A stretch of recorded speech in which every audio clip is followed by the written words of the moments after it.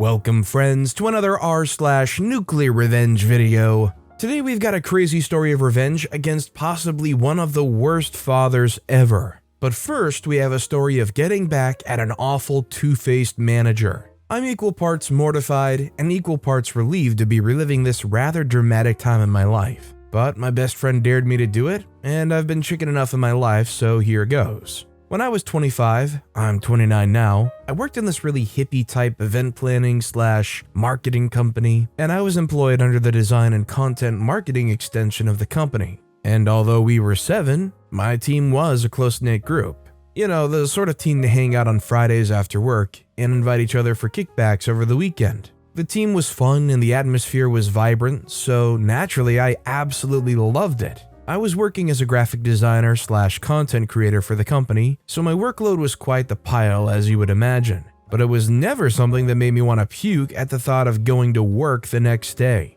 To sum it up, my life was somewhere close to perfect, or at least as I could be content with, until she stepped into it and messed everything up.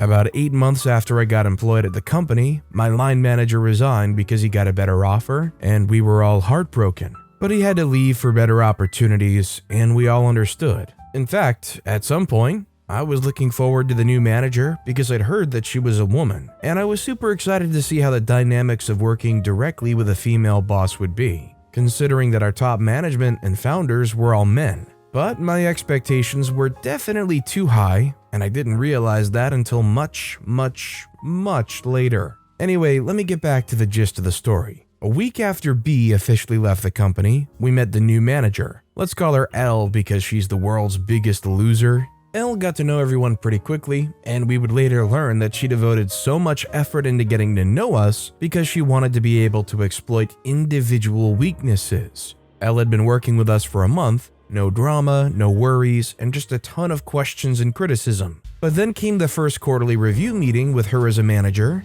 So here's a little explainer about our quarterly meetings. At the company, we had 3 CEOs, 2 were co-founders, while one was more of a CFO than a CEO. The 2 co-founders were quite annoying because they were more or less investors who had bought the idea for the company and funded it with professionals without truly understanding the details. And B had been a buffer for us at these quarterly meetings because he prepped us for loopholes they may try to poke at to audit our performance, and he was good at highlighting all the work we were doing right. I'm not saying we were slackers, but the co-founders are notorious micromanagers, and it could be a maze to try and draw their attention to the true objective of our work as opposed to whatever they assume we should have been looking out for.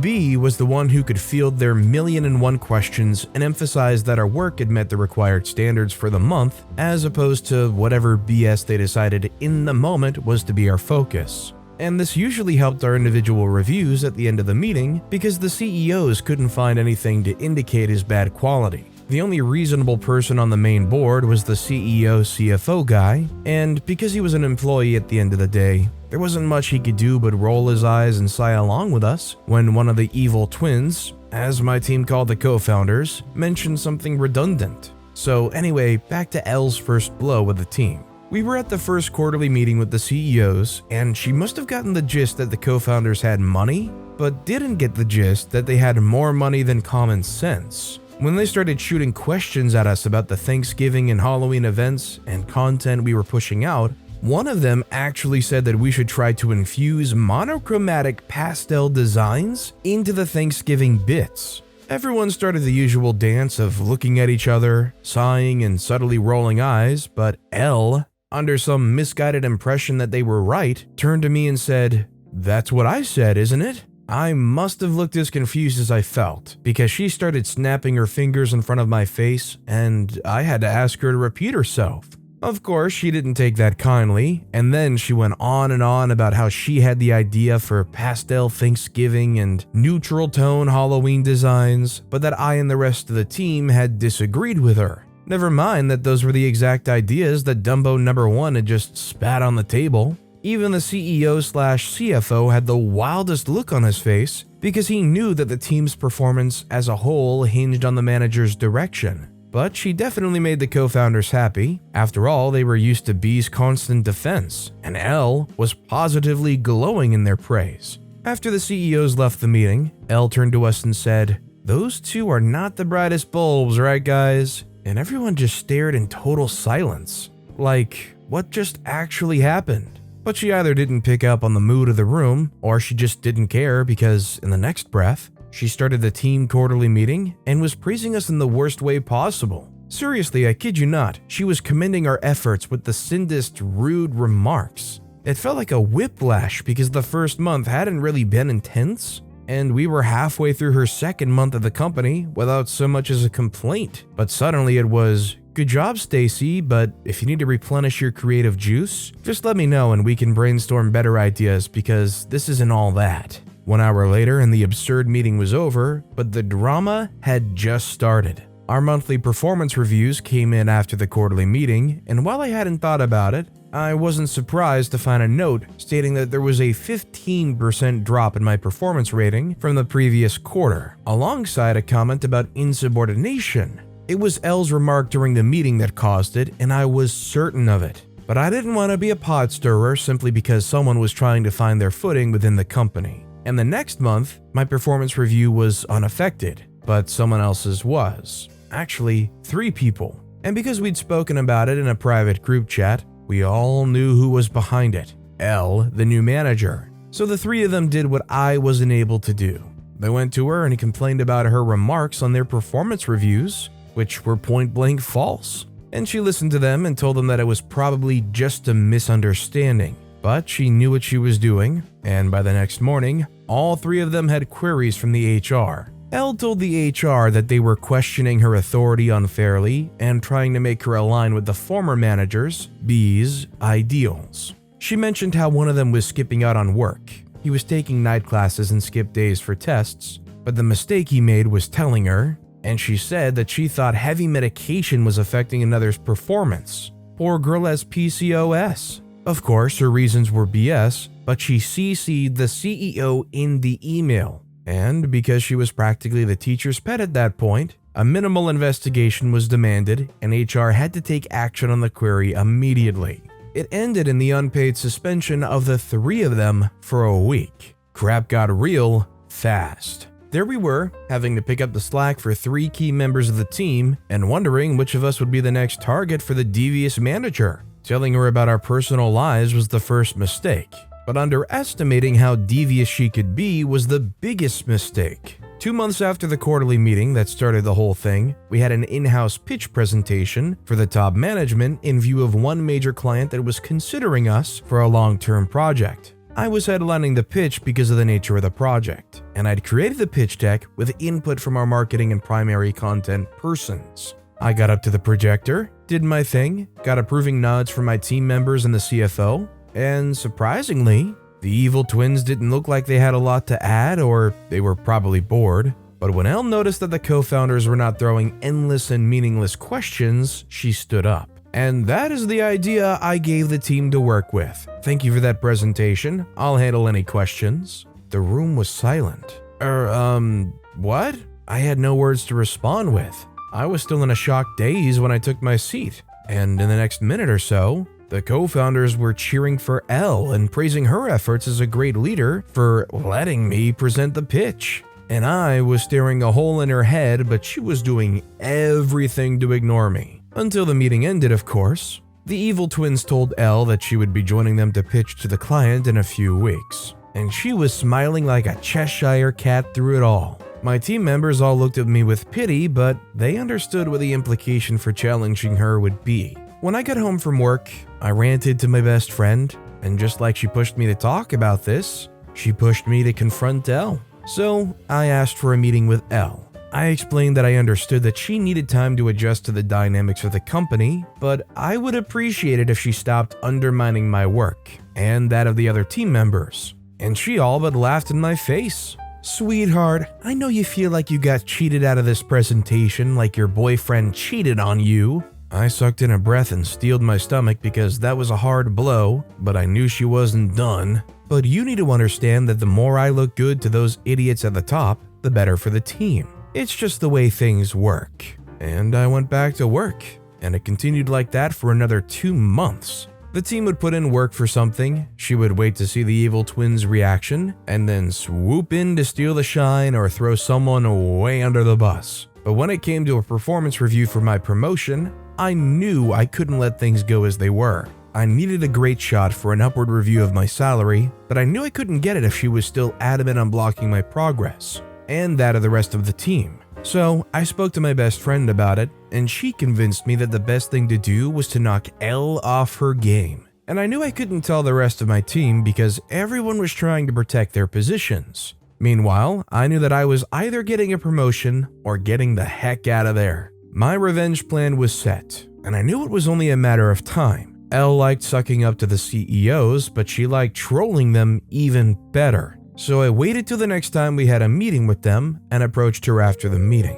My phone was set to record in my pants. I started with a harmless remark about the meeting, and she took it as the opening. Sometimes I wonder who gave these two idiots the money to make such decisions. Over the next few weeks, I started these kinds of conversations with her, recording every time she made a snide comment and waiting for the perfect chance for my bullseye shot. But I knew Elle was smart, so I decided to go for a long shot. I came up with a document containing screenshots of text where she had insulted the CEOs and added some empty gibberish text to a different document. She was lazy, except for when she was throwing everyone else on the ground to make her way to the top.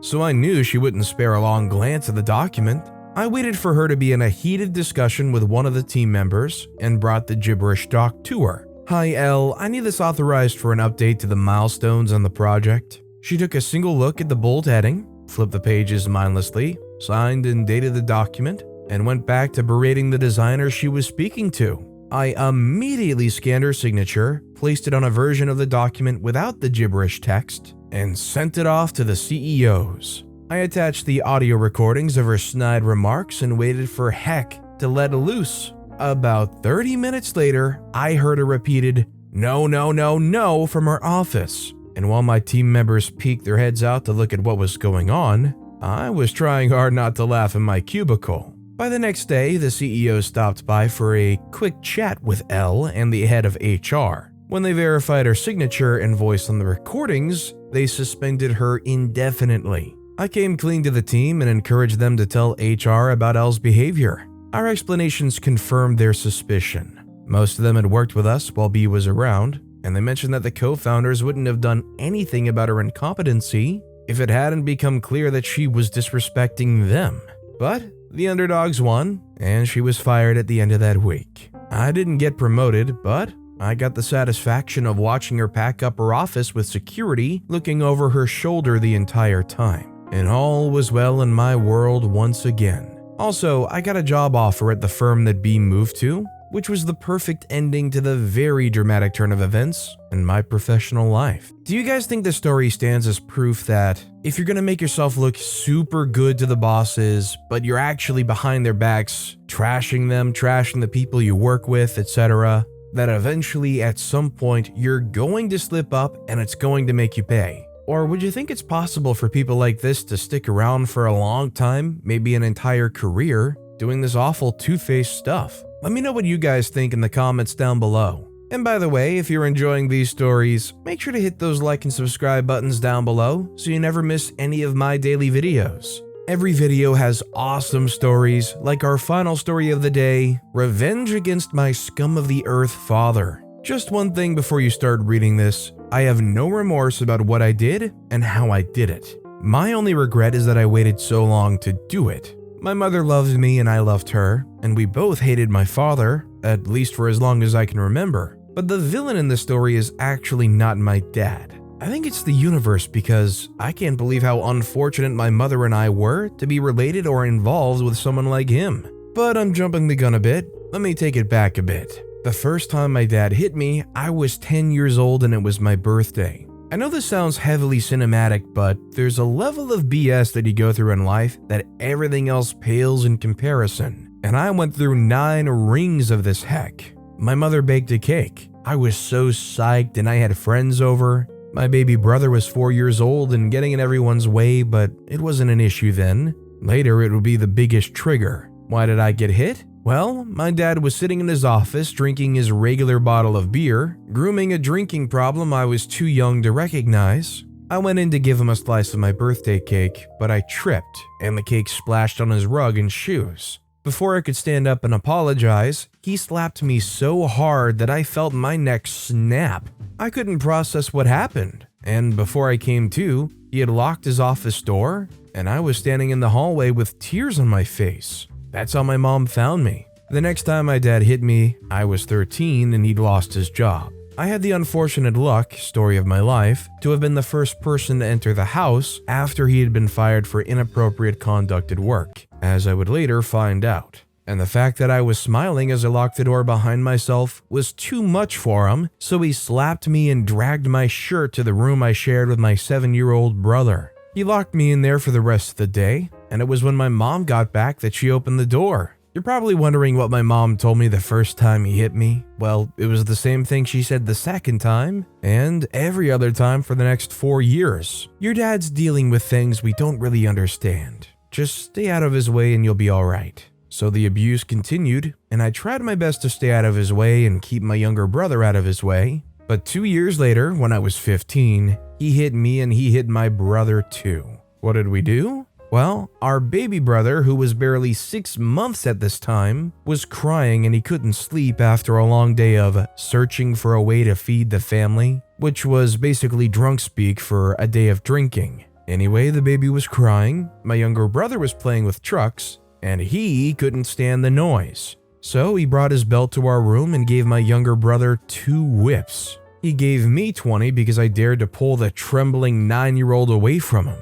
I bled from gashes in my back that night, and although I was old enough to question it, I was still the kid who wanted to help my mother by simply staying out of his way. So I told my younger brother what she told me, and snuck him out to get ice cream and avoid pissing the man off even further. At that point, I was certain that he wasn't my dad, not in the way that mattered. A week later, I realized that it was worse than I thought. I was turning 16 and excited that I would be able to work and help my mother out. She was doing 2 shifts at 3 jobs and getting back at 10 p.m. every day with a baby that was exhausted from crying all day and barely holding herself upright. The owner of the grocery store at the corner had promised to employ me when I turned 16, and I was so close to it that I had an extra skip in my step. So you can't really blame me for not picking up the signs as soon as I got back from school. But now that I think back on it, I should have noticed that my mom's keys were in the key holder when she should have been at work. And the house reeked of alcohol, so that meant my father was home too. But none of that registered until I heard my mother shout. I ran to their bedroom door, but it was locked, and the familiar sounds of his belt and her screams were all I needed to know. A few minutes later, she stepped out, and I knew she wasn't expecting me to be home. That night, after we stepped out to meet with friends, and my baby brother went over to the neighbor's place to play, she grabbed my youngest brother, the toddler, and we went to a diner, and she spilled her guts all over the table between us. She told me about the first time he hit her, shortly after they got married and had me. Then she apologized for all the mornings when she stayed in bed extra late, and I had to make breakfast and get my brother ready for school and look after the toddler. She was fixing whatever obvious injury she had to make sure I wouldn't ask questions. Over and over, she kept talking about how I was such a good boy and how I did so well to help her out, and she knew I was excited about starting the job at the grocery store and blah blah blah. As shocking as her revelation was, I didn't think anything could have been worse than watching that man whip my baby brother. So we went back home after about 2 hours. He wasn't back yet, and that made everything feel a little better. And that was the beginning of a new routine in my life. My mom would stay longer in bed on some days, and I would tell my very curious younger brother that she was exhausted from working so hard. And when he asked why Daddy wasn't working as hard, I would tell him that Daddy was doing his best. But while I worked and studied to get to that point, I was shielding my brothers from the physical and emotional abuse, doing extra of my mom's part to prevent my brothers from being neglected in the worst way possible. And it worked. At first it did anyway.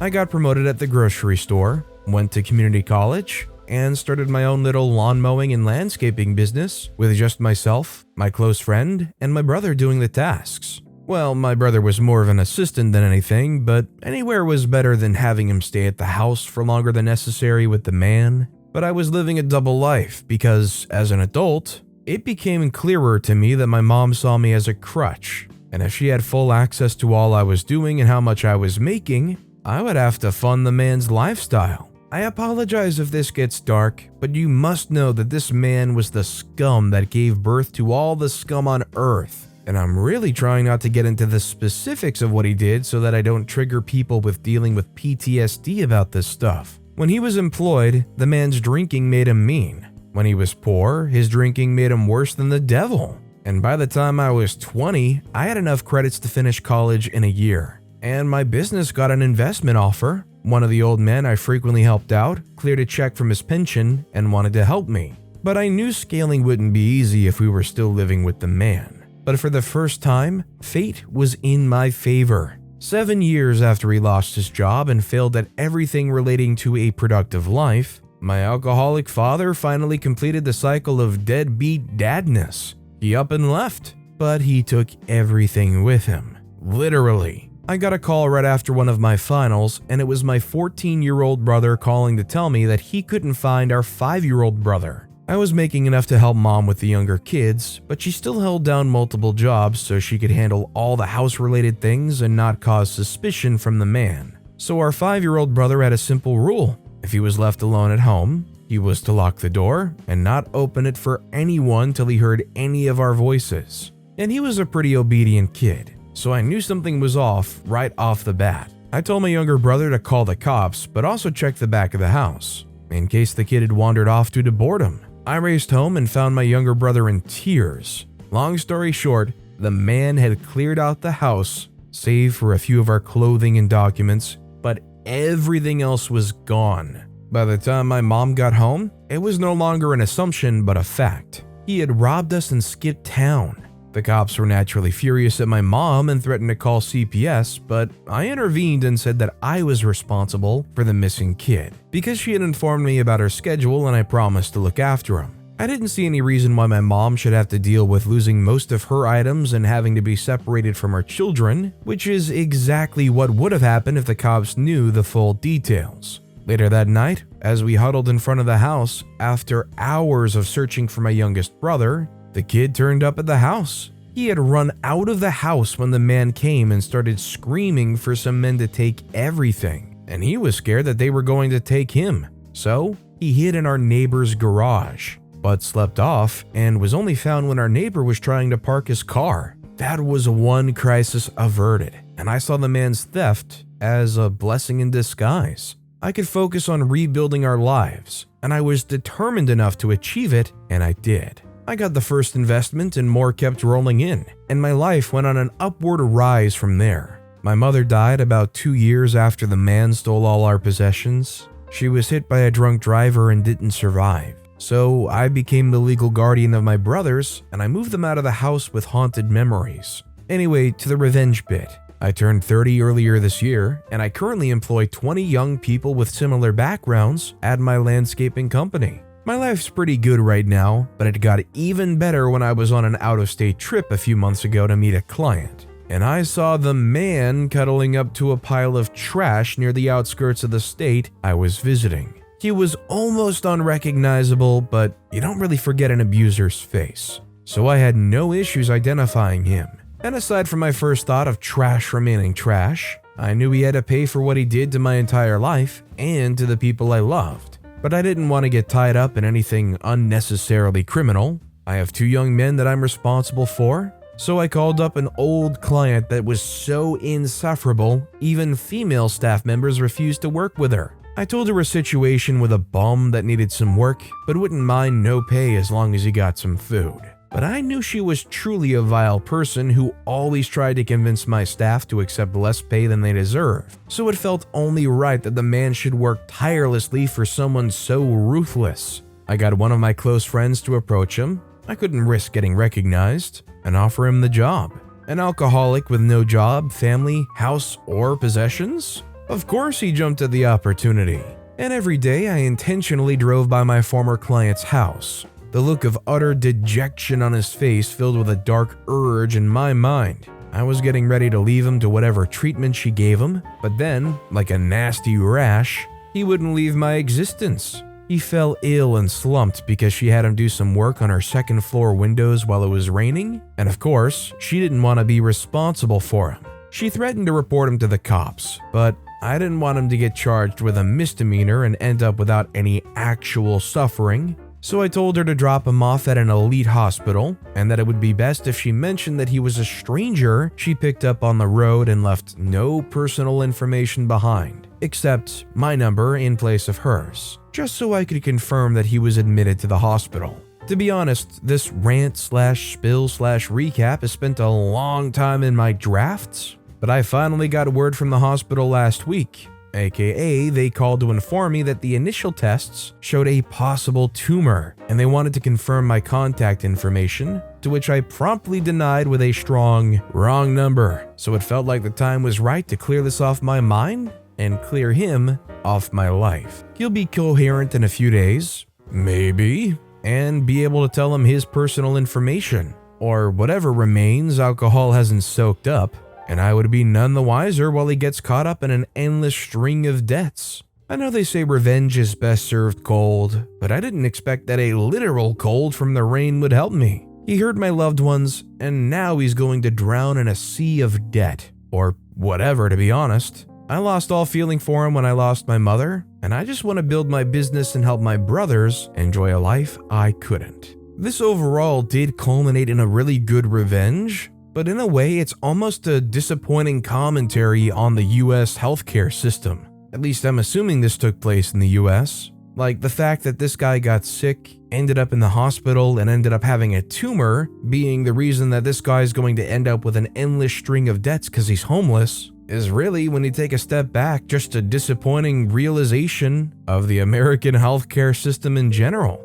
I mean, it's good revenge. It's the kind of thing a guy like that deserves, struggling, broke, endless debts. But the fact alone that it was them having a tumor and getting medical assistance being the reason that he just instantly accrues this endless debt, in a way, it's almost disappointing. But with that being said, that's all the time we have for today. Now, if you want to hear another revenge story that was even more insane than any of the ones in this video, click on that left video. Or if you missed my latest video, click on the right. But with that said, I'll see you all next time with some more stories.